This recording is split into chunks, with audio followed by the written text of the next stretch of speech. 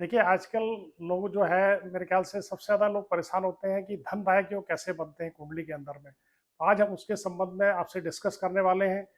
आज हम मुख्य 3 लग्नें लेने वाले हैं, मेष, वृषभ और मिथुन लग्न। इन जातकों के लिए धनदायक योग कैसे होते हैं? मेष लग्न के जातकों के लिए अगर देखिए मंगल उसमें बहुत अच्छा होना चाहिए, साथ में उसमें सेकंड हाउस का लॉर्ड शुक्र है वो मजबूत होना चाहिए और उनका शनि बहुत अच्छा करे। मंगल शुक्र और शनि ग्रह अगर बहुत अच्छे हैं तो निश्चित तौर पे इनके लिए बहुत धनदायक होगा। अगर ये आपस में एक्सचेंज करके बैठ गए हैं, मान लीजिए लग्न में मंगल है या लाभ में चले गए या धन में चले गए, शनि अगर इन भाव में चले गए या शुक्र इन भाव में चले गए तो निश्चित तौर पर इन जातकों के लिए बहुत धनदायक योग बनते हैं।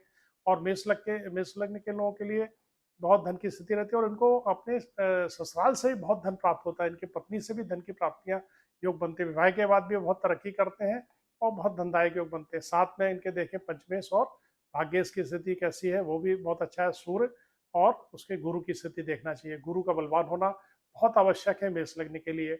अब अगर हम देखते हैं वृषभ लग्न के जातकों के लिए, उसमें शुक्र उनके कारक होते हैं, लग्नेश होते हैं और शुक्र की स्थिति बहुत मजबूत होना चाहिए, साथ में बुध की स्थिति बहुत मजबूत होना चाहिए और साथ में मंगल ग्रह अगर इसमें बहुत मजबूत है तो निश्चित तौर पे वृषभ लग्न के जातकों के लिए बहुत अच्छी स्थिति बनती है और इनके लिए धनदायक बहुत अच्छे योग बनते हैं।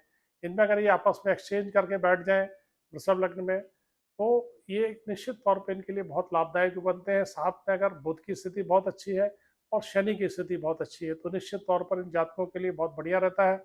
और एक चीज देखी गई है इन जातकों के लिए कि इनके लिए भाग्य बहुत प्रबल होता है, धर्म क्षेत्र से भी इनको बहुत लाभ होता है या धार्मिक कार्यकलापों से भी इनको निश्चित बहुत धन की प्राप्तियां होती हैं। अगर शनि की केंद्रादि स्थिति हो तो ये बहुत अच्छे जॉब में जाते हैं और नहीं तो फिर ये व्यापार में बहुत उच्चता के हासिल करते हैं, व्यापार से अच्छा धन प्राप्त करते हैं। और शेयर ट्रेडिंग में इन लोगों के लिए देखा गया है क्योंकि बुध की सेकंड हाउस में स्थिति रहती है, पंचमेश बुध है और वो बलवान होकर बैठे हैं लग्न में लाभ में, तो निश्चित तौर पर इनको शेयर ट्रेडिंग से भी बहुत लाभ होता है। अब हम मिथुन लग्न के बारे में देखते हैं। मिथुन के भी जो जातक होते हैं उनके स्वामी बुध हैं। बुध इनमें बहुत अच्छा होना चाहिए, साथ में चंद्रमा और इसके साथ में अगर देखें तो इसमें मंगल, ये मतलब 3 ग्रह इसमें अगर अच्छी स्थिति में है तो निश्चित इन जातकों के लिए बहुत अच्छे योग बनते हैं और इस जीवन में काफी धन को प्राप्त करते हैं। अगर इनकी स्थितियां अगर वही इसी प्रकार से इन कुंडलियों के अंदर में ये ग्रह बहुत अच्छे हैं, समझ लीजिए बुध है, चंद्रमा है, तो निश्चित इनके लिए बहुत ही लाभदायक योग बनते हैं, जीवन में अच्छे तरक्की करते हैं, बहुत लाभ प्राप्त करते हैं।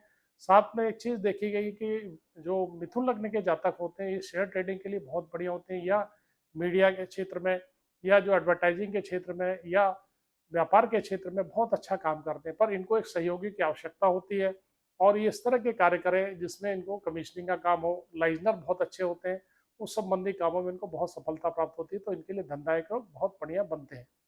दोस्तों, हमने 3 लग्नों के बारे में जो धन संबंधी चर्चा की है, उसके बारे में आज हमने आपसे 3 लग्नों की चर्चा की है, मेष, वृषभ और मिथुन लग्न। आगे भी हम आपसे और जो आगे 3 लग्न हैं, कर्क, सिंह और कन्या लग्न के बारे में आपसे आगे डिस्कस करेंगे। धन्यवाद।